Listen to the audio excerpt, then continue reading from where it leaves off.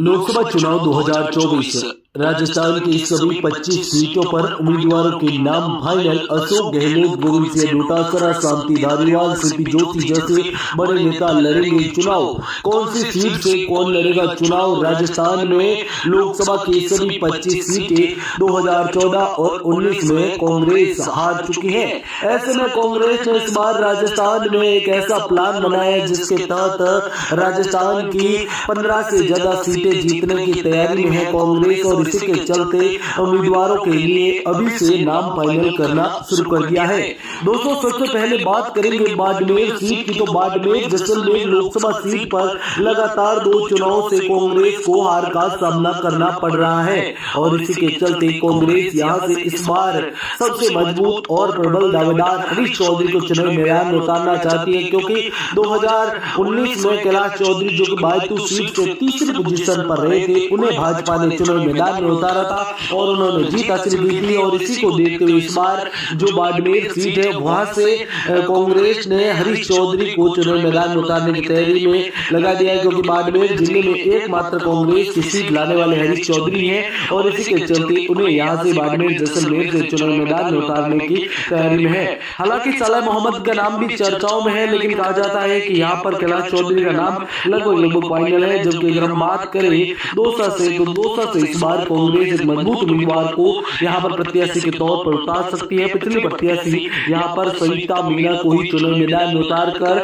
नया उलटफेर करने की तैयारी में है कांग्रेस। जबकि नागौर सीट की बात करें तो यहाँ पर जाटों का काफी अच्छा खासा प्रभाव है, और इसी के चलते यहाँ पर पिछले चुनाव में भी हनुमान बेनीवाल जो कि बीजेपी के साथ गठबंधन करके चुनाव लड़े थे, इस बार इनके रिश्ते भारतीय जनता पार्टी के साथ अच्छे नहीं बताए जा रहे, और इसी के चलते कहा जा रहा है कि इस बार यहाँ से हनुमान बेनीवाल कांग्रेस के साथ गठबंधन करके चुनावी मैदान में उतरने की तैयारी में है, और इसी के चलते इनका दबदबा यहाँ से देखने को मिल सकता है। हालांकि इसकी संभावनाएं काफी कम है। कहा जाता है कि हनुमान बेनीवाल एक बार फिर भाजपा के साथ गठबंधन करके आरएलपी को चुनाव लड़वाने की तैयारी में है। जबकि भारतीय जनता पार्टी की बात करें तो भारतीय जनता पार्टी हनुमान से गठबंधन करेंगे या नहीं, क्योंकि ज्योति मिर्धा अब भाजपा में शामिल हो चुकी है। ऐसे में यहाँ पर भारतीय जनता पार्टी से गठबंधन की काफी कम संभावनाएं हैं। जबकि हम बात करें करौली धौलपुर की, तो यहाँ पर संजय कुमार जाटव को चुनावी मैदान में उतारने की तैयारी में है।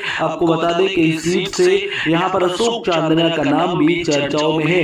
जबकि भरतपुर से बात करें तो भरतपुर सीट से कांग्रेस है जो कि यहाँ पर अभिजीत कुमार जाटव को एक बार फिर मौका देने की तैयारी में। कहा जाता है कि कांग्रेस इस बार अभिजीत कुमार जाटव को चुनावी मैदान में उतार सकती है। जबकि अगले नाम की बात करें तो अलवर से जितेंद्र सिंह, भंवर जितेंद्र सिंह का चुनावी मैदान में उतरना तय है। जबकि जयपुर ग्रामीण से एक बार फिर कृष्णा पूनिया चुनावी मैदान में होगी।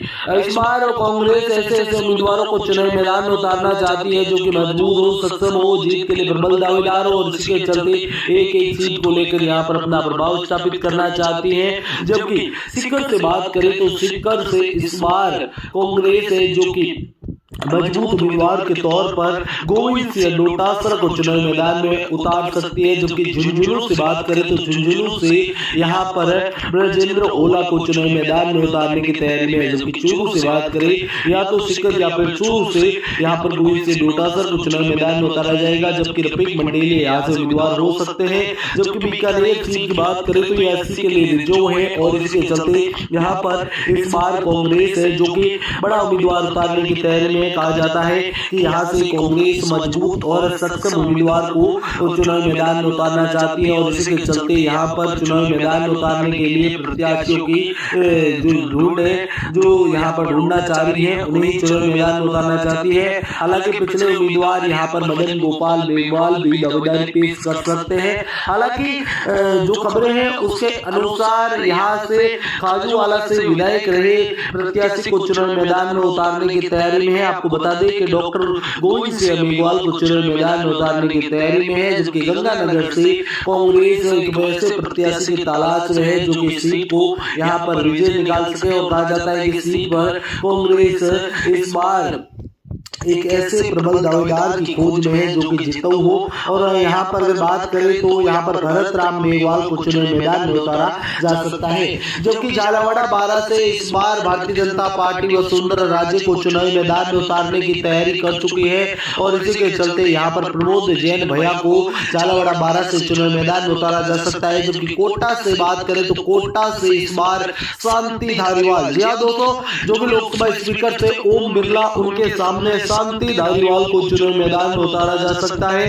आपको बता दें कि शांति धारीवाल एक मजबूत और प्रबल दावेदार है और इसी के चलते इन्हें चुनावी मैदान में उतार कर एक नया राजनीतिक खेल खेलना चाहती है भारतीय जनता पार्टी। जबकि आगे बढ़े तो हमारे पास अगला क्षेत्र यहाँ पर भीलवाड़ा आता है। भीलवाड़ा सीट की बात करें तो भीलवाड़ा सीट पर भी इस बार कांग्रेस राम गोपाल शर्मा को चुनावी मैदान में उतारना चाहती है। राम गोपाल शर्मा एक मजबूत और प्रबल दावेदार है और इसी के चलते इनको यहाँ से चुनावी मैदान में उतारा जा सकता है। कहा जाता है कि कांग्रेस ऐसे ही उम्मीदवार की तलाश कर रही है जो कि जिताऊ हो, मजबूत हो, प्रबल दावेदार हो। इसी के चलते राम गोपाल को चुनावी मैदान में उतारने की तैयारी में है कांग्रेस। जबकि अगर हम भीलवाड़ा के बाद आगे बढ़े तो राजसमंद की सीट आती है। राजसमंद की सीट से इस बार कांग्रेस है जो कि यहाँ पर देवकी नंदन गुर्जर या फिर यहाँ पर सीपी जोशी को चुनावी मैदान में उतार सकती है। जो कि आपको बता दें कि राजसमंद से सीपी जोशी एक महत्वपूर्ण उम्मीदवार है।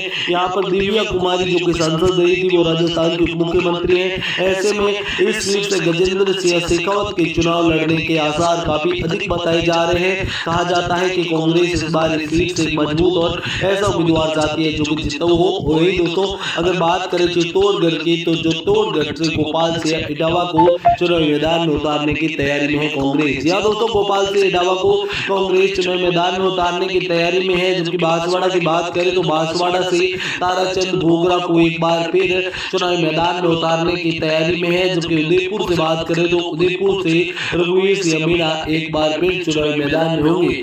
जबकि जालोर सीट एक महत्वपूर्ण सीट है और इस सीट पर कांग्रेस को प्रत्याशी की तलाश है। हालांकि जालोर जिले में सुखराम विश्नोई को भी चुनाव मैदान में उतारा जा सकता है। हालांकि देवासी समाज का अच्छा खासा प्रभाव जालोर सिरोही में देखने को मिलता है और इसी के चलते कांग्रेस यहाँ से रतन देवासी को चुनावी मैदान में उतारने की तैयारी में है। रतन देवासी को लेकर सियासी चर्चाएं भी काफी अधिक है और इसी के चलते इनको चुनावी मैदान में उतारा जा सकता है। जबकि बाड़मेर सीट की बात करें तो बाड़मेर से कांग्रेस बार या तो मानवेंद्र सिंह जसूर या फिर हरीश चौधरी, इन दोनों चेहरों में से एक को चुनावी मैदान में उतारेगी। जोधपुर से मुख्यमंत्री अशोक गहलोत को चुनाव लड़ते हुए नजर आएंगे। मुख्यमंत्री अशोक गहलोत जो कि अब केंद्र की ओर यहाँ पर अपनी राजनीति को अग्रेसिव कर रहे हैं। हाल ही में जो यहाँ पर कांग्रेस ने राजस्थान में चुनाव में हार का सामना करना पड़ा, उसके बाद अशोक गहलोत कहीं ना कहीं यहाँ पर चुनाव मैदान में उतरने की तैयारी में है। जबकि टोक सवाई माधोपुर की बात करें तो टोक सवाई माधोपुर से या फिर अजमेर से सचिन पायलट को चुनाव मैदान में उतारा जा सकता है। या दोस्तों अजमेर से चुनाव मैदान में उतारने के लोकसभा चुनाव 2024 राजस्थान की सभी 25 सीटों पर उम्मीदवारों के नाम फाइनल। अशोक गहलोत, गोविंद सिंह डोटासरा, शांति धारीवाल, सीपी जोशी जैसे बड़े नेता लड़ेंगे चुनाव। कौन सी सीट से कौन